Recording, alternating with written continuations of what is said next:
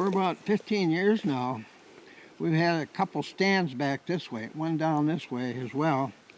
And it always looked good here because there's always buck sign here. And what we call buck sign was like this one. Here's a newly made ground scrape. It's not very large right now. Another couple weeks, it'll probably be about 3 feet in diameter. But I think this was probably made during the last few, this morning or last night. And all kinds of moss kicked up way over to there. That's pretty typical of a dominant breeding buck. They really like to kick dirt and leaves and moss a long distance from the scrape. But he's just gotten started on that. And probably the reason for that is last night the temperature dropped into the high 20s. Now up here in northern Minnesota, it's different the further south you go, but up here in northern Minnesota, when we get temperatures between or below freezing at night, bucks, all antler bucks, even yearling bucks, start marking their intended breeding ranges with ground scrapes and antler rubs, musk-laden and easy to spot signs of their breeding ranges.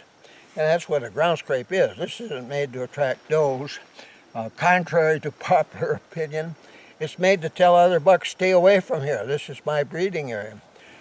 In a couple of weeks, the dominant buck of this area, which has already beaten up all the other smaller bucks living in this area, will force those younger bucks to flee off range. He's going to go after them like he wants to kill them, and they'll go off range or to other places maybe within their range where the buck doesn't often go. There's areas like that west of here.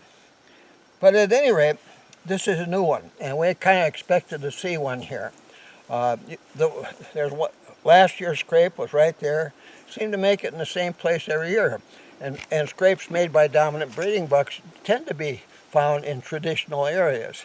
I know for years we used to put up tree stands really early and at spots where we knew there would be ground scrapes. And then come opening morning, sure enough, there'd be a ground scrape there. So they tend to be in traditional areas. But when it gets cold, these bucks by now have their winter fur. I mean, these deer up here are good for 45 below zero, which we get up here every now and then. So they don't like to do a lot when the temperature is really warm. You know, when it gets up above 50 degrees, that's too warm for these deer. They want to lay in the shade somewhere during daylight hours. But once it gets down below freezing at night, then they kind of wake up, and you know, breeding occurs during the first cold weather of the fall. And I don't know if it's photoperiodism, a ratio of darkness to sunlight that makes bucks start making ground scrapes and antler rubs, or it's temperature, but it seems to be temperature because if it's unseasonably warm, we won't find many ground scrapes, if any. It has to drop below that temperature.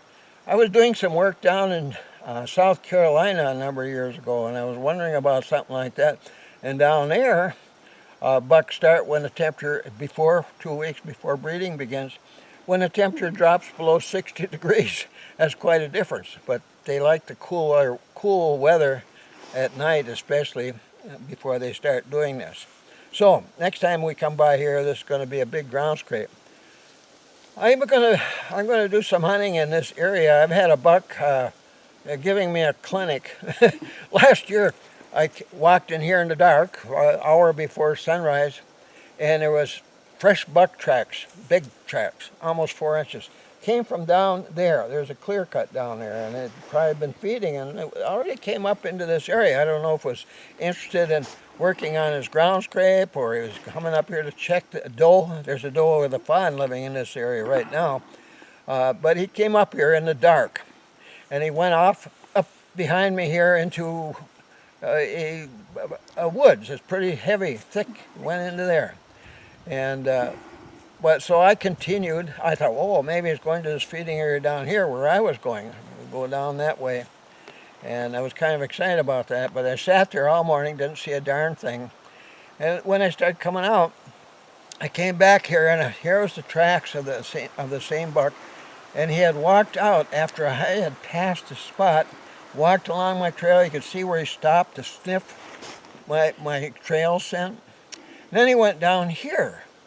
And you can see there, that's really heavy cover too. He could have been 20 yards away and you never know he was in there.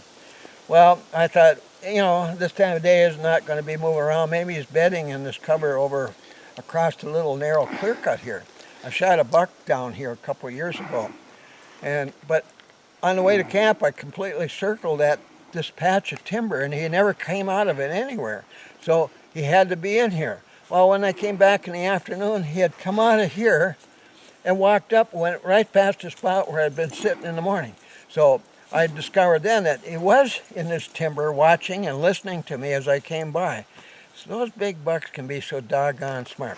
I'd sure like to get a good look at this one. I haven't seen him yet.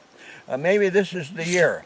And maybe my new portable blind will make the difference. We'll see. I'm anxious to find out. But anyway, this good early buck sign. Now, one thing you got to know, once breeding begins, it begins here on the 3rd of November, they don't renew ground scrapes here very often from that time on.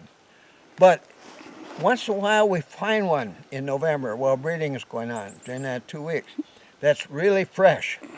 And what that means when you find one at that time of the year, the buck, this dominant buck, is with a doe in estrus, and there's another buck, one of the lesser bucks, dared to come back to his original range, and he's hanging around because he's being attracted by that doe's estrus, doe and estrus pheromone being emitted into the air. So he's hanging around. So the buck that makes a ground scrape at that time is telling another buck, don't you dare come any closer, get out of here,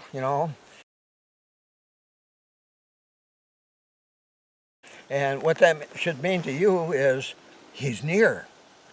There's at least 3 deer near here. There's a doe and another buck and that big one, the big dominant buck.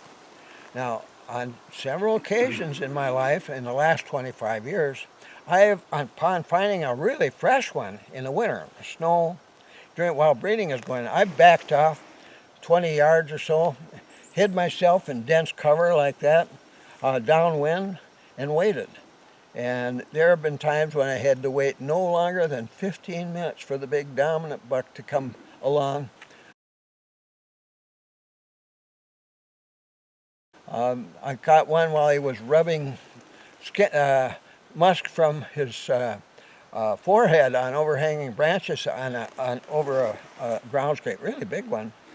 Just 15 minutes after I sat down. He came back to see if that other buck was around, I suppose, or to make sure that he had put enough musk on it. But for whatever reason, he came back very soon, real soon. And I've taken quite a few bucks over the years that did that. But only I don't bow hunt anymore, so I'm not out here in last half of October with my bow anymore. But when you're bow hunting, fresh or freshly renewed or freshly made ground scrapes are terrific places to hunt. If I was bow hunting, boy, I'd want to be in a tree or in a ground blind right around this site. But after November 3rd, this probably won't mean much. But unless the buck is with the doe that lives in this area. So there's lots to know about ground scrapes and how to hunt them and when. But at any rate, this is really good deer sign. And like I said yesterday, it's amazing how little you have to find to be able to plan a successful hunt for a big buck. And this is one of those little things. A lot of hunters would walk by this and not even take a second look at it. But this is a dynamite this is dynamite buck sign right here for all the reasons I told you. So, well, we'll go look for some more sign to show you. Hey, buck hunters, take a look at this scrape. Today is the 21st of October up here in Minnesota. That means it's 14 days yet until breeding begins. But look at the size of the scrape. And look at the chunks of moss that have been kicked way over there when the buck was pawing the scrape. Kind of unusual in one way, there's no overhanging branches on it. Usually they like to make their scrapes under overhanging branches and so they can rub scalp musk on those branches. But nonetheless, this is a big one, and this is a traditional site again. The scrapes have been made here for as long as we've been hunting in this area for 25 years. And this is a big guy. And if it's a big guy I saw last year, oh my, would I like to see that buck again this year. But this is huge. It's over 3 feet from there to there, almost 3 feet from there to there. So, now, the thing about finding scrapes like this at this time of year when we're scouting is it gives us absolute evidence of the existence of a really big buck in this area. This gives us something to be excited about, to have trouble falling asleep about between now and the opening day. There's a big one out here. This is a tremendous buck, as big as they come in this country. It makes a scrape like that. So, yeah, that's really great to find. Now, like I said earlier, once breeding starts, they don't have much time to take care of scrapes anymore. And if it's gone dead, if it hasn't been touched for several days, it's not a good place to sit. It only tells you the big buck was here during this 2-week period. But if we were to come out here, like say we got a stand site over here, there's a big feeding area right around here. And we got a big stand site right over here. If we come here some morning in the dark and this thing has been freshened, oh boy, that'll change the complexion of the picture altogether. Then we'll want to, that stand site would be a good place to sit and kind of watch in this direction rather than out there in the feeding area, because that big buck might show up any time to renew it again. But if it's renewed after the 3rd of November, it means at least 3 deer are here. The dominant buck with a doe and estrus, and another buck that's hanging around. So, but this is great. This is fun. It's worth driving 265 miles to get here to be able to find evidence of a really big buck like that in our hunting area. So, wish us luck, you guys.